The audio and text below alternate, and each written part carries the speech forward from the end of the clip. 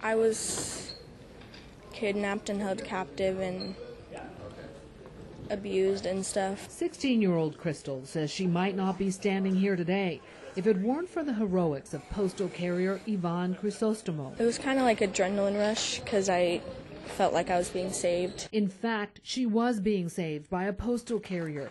Crystal's story could have been ripped from the pages of a crime novel. Unfortunately, the terror in this story is very real. Crystal's mother, Stacy, says her daughter was lured to Sacramento by someone she thought was a friend, then found herself trapped in a world of drugs and sex trafficking. It was in this Oak Park neighborhood that Crystal says she saw her one opportunity to escape. She said she was in the car of her captors when she heard them discussing a crime. She says she jumped out of the car, grabbed one of their phones, and then ran for her life. I heard this crying when I came out of the vehicle. So I approached her and I asked her, she was afraid. She didn't want to talk. With Yvonne's help, Crystal was able to call her mom, even though she was terrified her captors would find her. Terror. She was frantic. I didn't know what was going on. I couldn't even talk to her. She was so upset, and that's when I told her she had to reach out for someone for safety.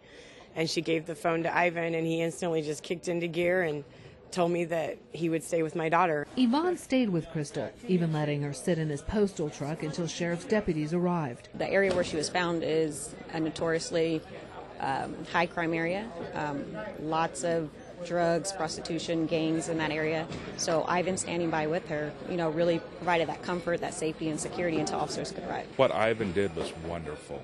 He stepped up where a lot of people would have just continued driving down the road, and he made a huge positive impact in this young girl's life. Yvonne is just happy he was there to help. The way I see her, she has a wonderful future ahead, really. She's doing so well.